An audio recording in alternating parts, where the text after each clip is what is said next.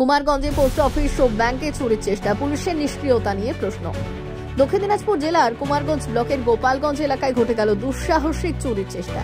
10 নম্বর রাজ্য সড়কের ধারে একই ভবনে থাকা গোপালগঞ্জ পোস্ট অফিস ও একটি রাষ্ট্রায়ত্ত ব্যাংকে রাতের অন্ধকারে ঢুকে ডাকাতির চেষ্টা চালায় দুষ্কৃতীরা। অথচ কুমারগঞ্জ থানার দূরত্ব ওই জায়গা থেকে মাত্র 300 মিটার।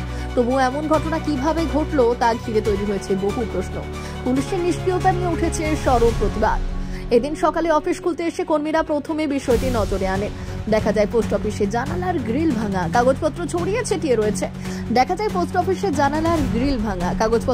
ছিটিয়ে রয়েছে। এবং ভোল্ট ভাঙার চেষ্টার চিহ্ন স্পষ্ট।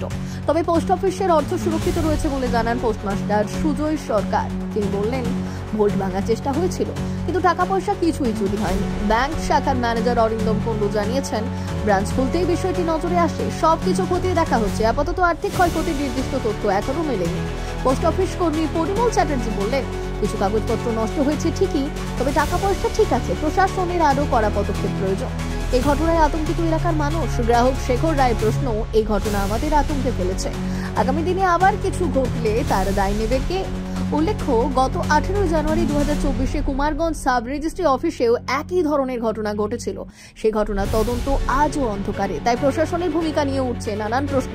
খবর পেয়ে কুমারগঞ্জ থানার পুলিশ ঘটনাস্থলে পৌঁছয়। পরে অতিরিক্ত পুলিশ সুপারের নেতৃত্বে একটি বিশেষ তদন্তকারী দল ঘটনাস্থলে আসে। তবে এবার তদন্ত কত দ্রুত ও কার্যকরভাবে এগোবে সেদিকেই তাকিয়ে গোটা জেলা। এসে কি দেখতে পেলেন? সকালে আমরা 10টার দিকে ঢুকে দেখি যে ভিতর থেকে তো বাইরে থেকে বোঝা যাচ্ছিল না, তো ভেতরে গেট খুলে যখন এই ঘরে আসা হয়েছে দেখা যাচ্ছে যে এরকম জানলাটা ভাঙা। হ্যাঁ, তো এতক্ষণ তো বোঝা যাচ্ছিল না কি চুরি হয়েছে না হয়েছে। তো এখন দেখা গেল যে না, টাকা পয়সা সব ঠিক আছে, কিছু নিতে পারেনি। তো আপনারা দেখতে পাচ্ছেন কম্পিউটারগুলো শুধু পড়ে আছে। হ্যাঁ, ভোল্ট ভাঙার কি কোনো চেষ্টা হয়েছিল? হ্যাঁ, ভোল্ট ভাঙার চেষ্টা হয়েছিল, একটা ছোটো চাবি ঢোকানো ছিল, কিন্তু সেটা ভাঙতে পারেনি। এইরকম একটা প্রপার জায়গায় এই ধরনের একটা দুঃসাহসিক ঘটনা যে ঘটলো, নিরাপত্তা ব্যবস্থার কোথাও ত্রুটি দেখতে পাচ্ছেন? হ্যাঁ, সেটা একটু আছেই। হ্যাঁ, লোকালের মধ্যে এরকম হলো, সেটা তো প্রশাসনের ব্যবস্থা। আশা করি প্রশাসন ভবিষ্যতে এটা দেখবে, এই আশা রাখি। পুলিশ এসেছিল? হ্যাঁ, পুলিশ এসেছিল। আপনার নাম? সুজয় সরকার, পোস্টমাস্টার গোপালগঞ্জ। আপনাদের এই ব্যাংকে সকালে এসে আপনারা ঠিক কি দেখতে পেলেন? সকালে আমরা ওই 9:30 পৌনে 10টার দিকে এসেছিলাম। তখন তো দেখেছি যে প্রথমে নজরে পড়েছে এই তারটা কাটা ছিল, তো ওটা দেখে একটু পড়েছে। তো তারপর ব্রাঞ্চ খুলে দেখলাম যে ভিতরে ভাঙা টাঙা পড়েছে। কোন দিক দিয়ে ঢুকেছে বুঝতে পারছি না, ওটা তো এখন পুলিশই বলতে পারবেন। ইনি এসেছেন, দেখা যাক কী হয়। ক্ষয়ক্ষতি কিছু ঘটেছে? এখনও পুরোপুরি ক্লিয়ার নয় পিকচারটা, আমরা চেষ্টা করছি কী হচ্ছে। এইরকম পোর্স এলাকায় এই ধরনের একটা দুঃসাহসিক ঘটনা কিভাবে দেখছেন বিষয়টা? হ্যাঁ, এটা তো একটু বোঝা যাচ্ছে না এখন ব্যাপারটা কী হচ্ছে, দেখি কি হচ্ছে। আপনার নাম? আমার নাম অরিন্দম কুণ্ডু, ব্রাঞ্চ ম্যানেজার, কুমারগঞ্জ। কুমারগঞ্জ ব্লকের মধ্যে সবচেয়ে পোর্স এলাকা গোপালগঞ্জ। সেইখানে মেন রাস্তার ওপর এই ধরনের একটা দুঃসাহসিক ডাকাতি, যেখানে একটি পোস্ট অফিস এবং একটি রাষ্ট্রায়ত্ত ব্যাংকে কিছু খোয়া যাওয়ারও তথ্য পাওয়া যাচ্ছে। কিভাবে দেখছেন এই ঘটনাকে?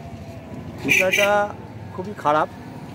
আমরা গোপালগঞ্জবাসীর মানুষ, খুব শান্তিপ্রিয় জায়গায় থাকি। এটা আমাদের দীর্ঘদিন ধরে শান্তিভাবে বসবাস করতাম।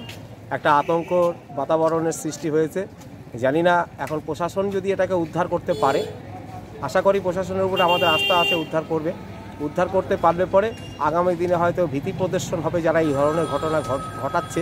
সেই ক্ষেত্রে আমরা হয়তো একটু আবার শান্তি আমাদের ফিরে আসতে পারে। না হলে এখন পর্যন্ত যা ঘটনা ঘটে গেল কালকে রাত্রে, আজকে সকালে আমরা দেখতে পেলাম, তাতে আমাদের মধ্যে একটা আতঙ্ক সৃষ্টি হয়েছে। আগামী দিনে প্রশাসনের উপর আস্থা রেখে আমরা চলব। এবং প্রশাসনকে তো আরও কঠোর হতে হবে, কারণ